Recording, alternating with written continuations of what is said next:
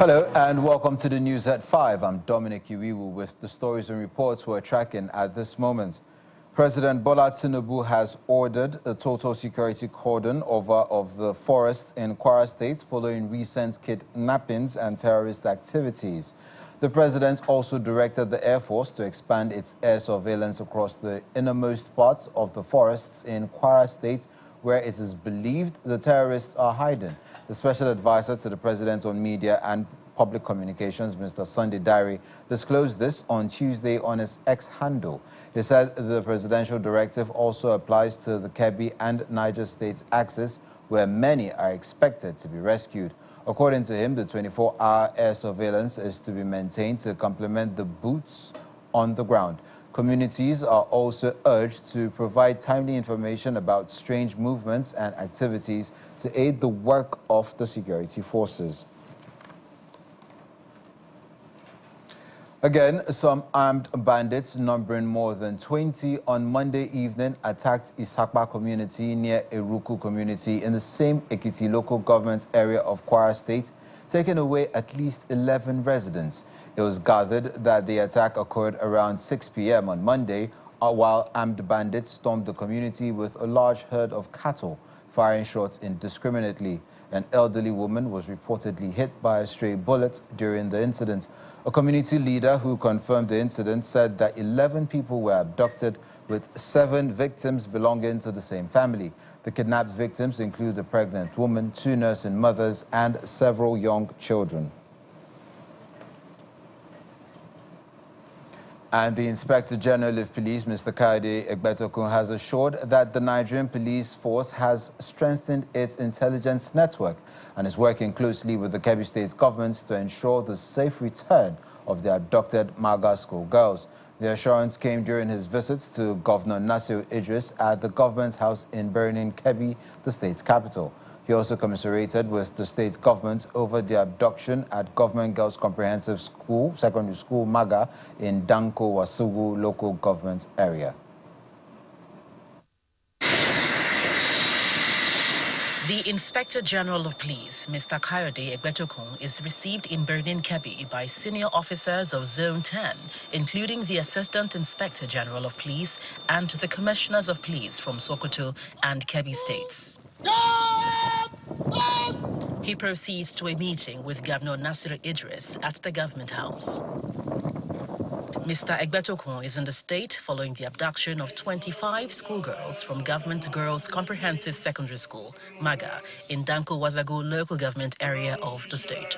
We have expanded our While condemning the abduction, the police chief assures the state government that efforts are ongoing to ensure the safe return of the girls, while also ensuring improved security around schools. We have deployed additional tactical assets to Kebbi State. We have expanded our intelligence platforms, and we are deepening collaboration with other security agencies and the local community security network in the state. We are going to work together. We are going to be united in purpose and ensure that peace return to Kebbi State. In his response, Governor Idris appreciates the visit and the efforts, noting that the police have always acted promptly whenever the state government seeks their support. We also have to thank all the security agencies in the state for being alert to their responsibilities. And at the same time, also to seize this opportunity to thank the IG, because whenever we cry, IG will listen to us. We talk of issue of armored vehicles, additional manpower, and so on and so forth. And one will write to the IG. IG acknowledge our write-off, and at the same time, whatever is contained into our letter that we are seeking intervention of the IG has done for us. The governor is also pledging to provide all the necessary operational support to ensure the quick and safe return of the girls. Governor Inuayaya has directed the closure of all schools in Gombe State on or before Friday, 28 November 2025, as a proactive measure in the face of happenings in state of security in the country. A statement released by the chairman of the State Universal Basic Education Board, Professor Ersom Joktan, reveals that examinations will be written and concluded before schools are closed on Friday, the 28th November 2025. Professor Ersim reaffirmed Governor Inuayaya's commitment to safeguarding lives and property of all the residents of Gombe State. It will be recalled that in an earlier directive, the Federal Ministry of Education had closed 3 federal secondary schools in Gombe, namely the Federal Government Girls College Bagjoga, Federal Government College Biliri, and Unity College Zambuk at the tertiary level. Security has been beefed up at the state-owned College of Nursing Sciences. Now, Islamic cleric Sheikh Ahmed Gumi is defending his push for a non-kinetic approach to insecurity in Nigeria, stating he will lead the calls for the release of the convicted leader of the indigenous peoples of Biafra, Nnamdi Kanu, if the latter shows remorse. Sheikh Gumi said if the IPOB leader shows remorse for his actions and pronouncements, he will be among those pushing for his pardon. Mr. Kanu was convicted on 7 counts of terrorism by the Federal High Court in Abuja. We have people that are ready to put down their arms. Then why do you always decide it has to be kinetic? Let me give you an example. Now, this Kanu that was in prison for terrorism, for agitating that our soldiers should be killed. If the same Kanu now will show remorse and also call for peace, honestly, I will be in the forefront in calling for his pardoning and amnesty for him. Look, Shagari, our president, we are from the same, actually, town, or in fact, related with Shagari. He gave amnesty to Ojukwu. Look at Omar Eradua. He gave amnesty to the military, the Niger Delta militants who have also committed acts of terrorism. So this is how we are. We are always looking for a way out. We have lost leaders. We have lost Sardona, we have lost Mutala, and we are still asking for peace, for peace, for peace.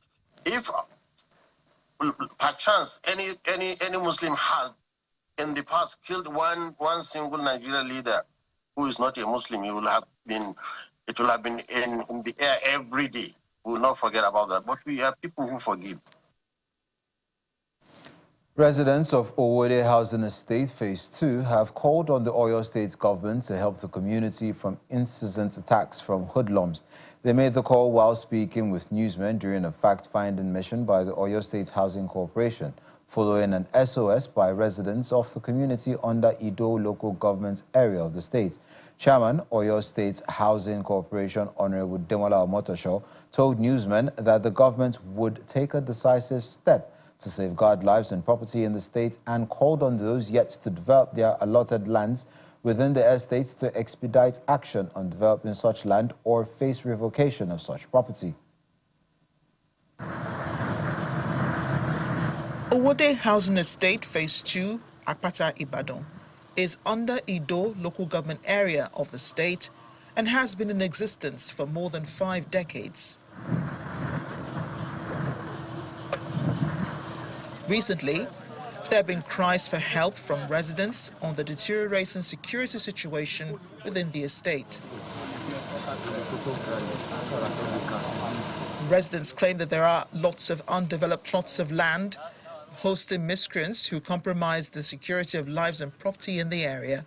The problem of this place is people don't even care much. People care for themselves, not for the people. And the government has good intention establishing a place like this for civil servants. I was going to enter for my HND in 1976 when I got phone for this place.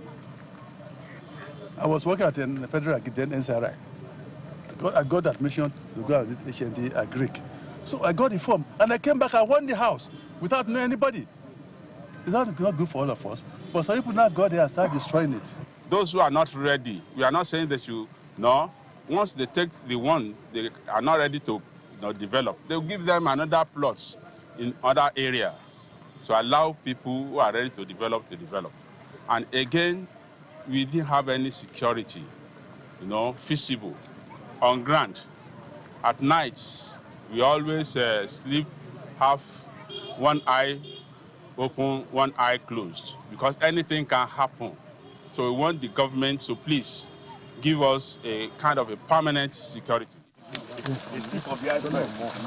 Conducting newsmen around the huge expanse of undeveloped property within the estate, the Housing Corporation boss did not mince words at the unhealthy situation. Can you see what I'm pointing to? In 21st century, in the city of Ibadan. Eh? Speaking after conducting newsmen around the wide expanse of land, Mr. Omotosho noted that the fact-finding mission to the estate became imperative following protests from residents who reported cases of burglary, rape and violent attacks. This estate was established 51 years ago, in 1976, somebody said. 51 years ago, and this is what we have. Majority part of this estate is still as forest and thick bushes. I look at it and I say, on the part of the corporation, this is not what it should be. And we are standing up to our responsibilities. We have had a series of meetings in-house, and we are taking over this estate. Allocation have been done to some people 20, 25, 30 years, and they have not developed. And somebody is telling me I should write them. Write who? Significant development is expected to take place between now and June of 2026, complete with a police post and an Amotekun security base, and also installed solar-powered streetlights across the estate. He also confirms that similar interventions are underway in Ajoda New Town, where the first batch of 1,000 housing units are expected to be completed and delivered by June next year.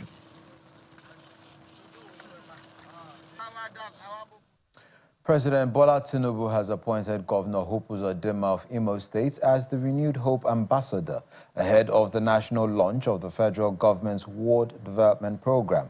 The governor, who currently chairs the Progressive Governors Forum, is to also serve as the Director General for Party Outreach, Engagement and Mobilization. A statement by the Special Advisor to the President on Information and Strategy, Mr. Bayo Nanuga, says the appointment takes immediate effect. Among the roles expected of Governor Uzodinma as Renewed Hope Ambassador are collaboration with the All Progressives Congress leadership and the governors for evangelizing the Tinubu administration's program, ensure harmony, inclusiveness and strategic coordination across all levels of the party, mobilize and engage people. According to the statements, President Tinubu also expects Governor Uzodinma and his colleagues to promote and disseminate the party's achievements and milestones since 2023, thereby reinforcing the message of renewed hope nationwide. President Tinubu also asked Governor Uzodinma to ensure that Nigerians are aware of and understand the administration's achievements, which include reduction in inflation to 16.05% in October, stabilization of the exchange rate, increased foreign exchange reserves to $46 billion in November, up from $32 billion, and a net reserve of $4 billion inherited in 2023. It also notes that investor confidence in the Nigerian economy is back, among other economic progress. You're watching the news at 5 live on Channels Television. Still ahead, 1,800 farmers are engaged in mechanized farming program in Benue State. We'll have that when we come back. Welcome back.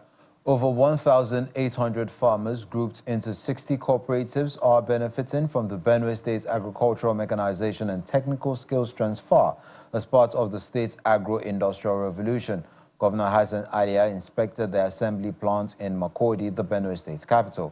Governor Alia says farmers ranging from smallholders to large-scale agricultural mechanization will be supported to ensure the state returns to her status of feeding the nation. The Benue State Agricultural Revolution Program is taking shape with the procurement of over 100 tractors, planters, harvesters, and other farming tools. Governor Hyacinth Alea arrives for the inspection ahead of the planned distribution of these equipment to over 1,800 farmers grouped into 60 clusters. 60,000 cooperatives translates to 1,800 farmers. And by God's grace, that's why His Excellency is here today. Once we're able to finalize and get government's full support, you can imagine the ripple effect of empowering 1,800 Benue farmers. Benue State is a hub of is a food basket of the nation. So we have to bring, we brought this tractor to partner with them so that this tractor will reach out to farmers. To streamline the program, both small and large-scale farmers will be enlisted to help sustain food production. What we have on the ground here, it's a quite specific trend. It fits into the parameters of our needs. Small farmer holders and then commercial basis that we're taking as a next level of ours.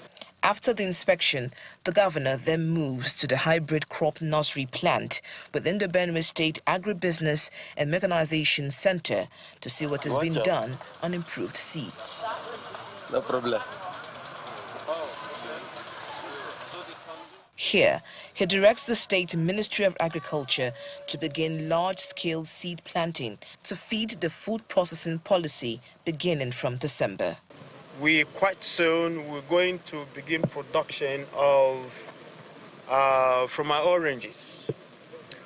We have oranges and then mangoes and everything. So those fruits are not going to leave Benue State anymore. But the Ministry of Agriculture is going to spring up with a new programming, with a new plan for replanting of both the mangoes and the oranges of hybrid. The Benue Agricultural Mechanization Program is targeting dry season farming in the 2025-2026 cropping season along the coastal Fadama areas. Now, the Bauchi State government has launched the construction of 12 new rural roads under the Rural Access Agricultural Marketing Project, RAMP. During the flag-off ceremony, Governor Bala Mohammed explained that the project aligns with his vision for a state where no community is left behind in the drive for transformation and socio-economic development. Our correspondent Hajara Aliyu reports. Gamawa plays host to the symbolic flag-off of 12 new rural roads totaling 203 kilometers under the Rural Access and Agricultural Marketing Project, RAMP, supported by the World Bank and the French Development Agency.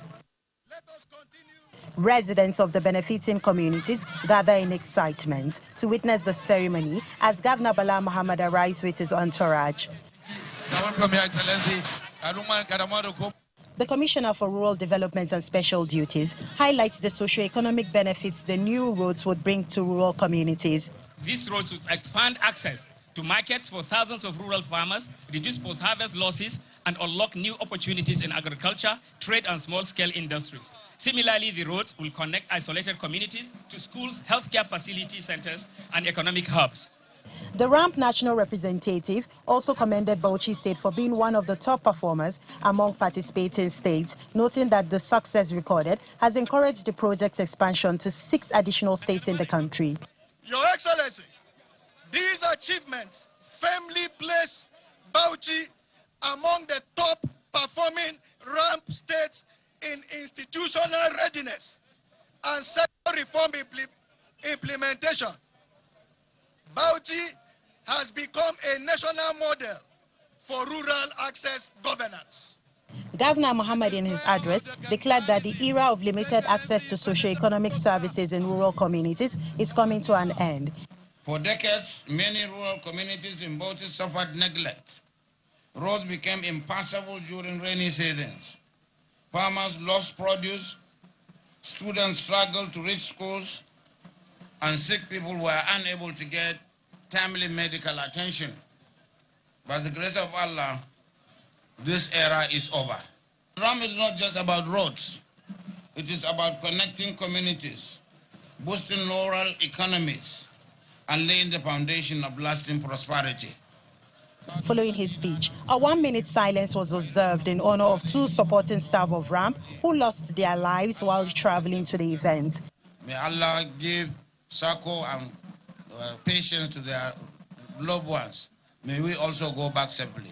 Thank you. The governor then proceeded to perform the symbolic flag off of the 28-kilometer Gamawa-Sakwa road.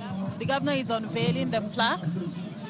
The flag off ceremonies are expected to continue across the remaining rural communities over the next 2 days. Hajira Agiyu, Channels Television News.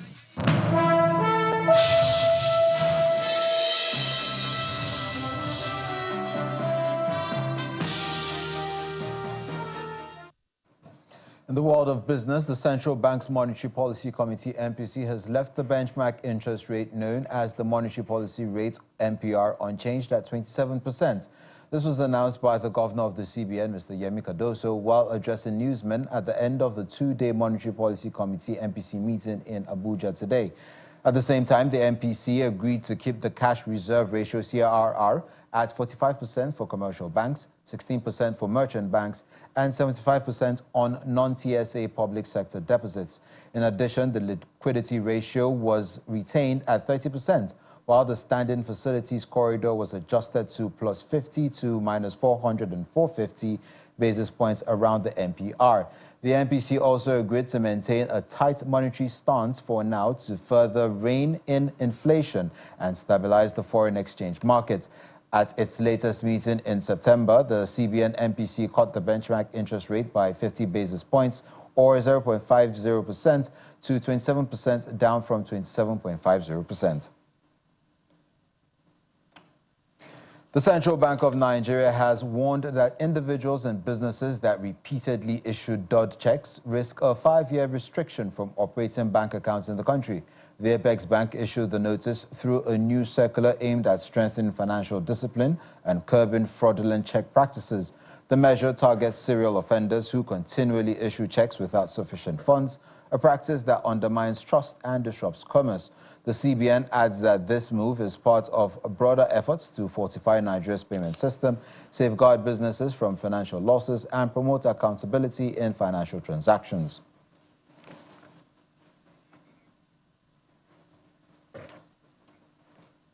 The Nigerian Electricity Regulatory Commission, NERC, has disclosed that only 5,506 megawatts of the country's 13,625 megawatts available generation capacity was transmitted through the national grid in October. The Commission's latest data attributes the shortfall to transmission bottlenecks, limited distribution capacity, and recurring grid insufficiencies, which continue to restrict the delivery of power to consumers.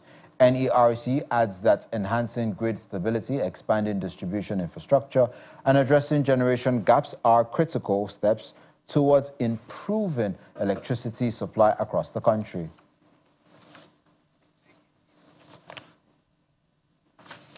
Now, the UK government has announced that it will make electronic travel authorization mandatory for all visitors entering the country starting February 2026. The new rule is part of efforts to strengthen border security and streamline immigration procedures and will require travelers from visa-exempt countries to obtain an ETA before arrival. The system is designed to pre-screen travelers, reduce delays at ports of entry, and enhance the safety of both visitors and residents. And that's it on the news at 5. The World Today is up next.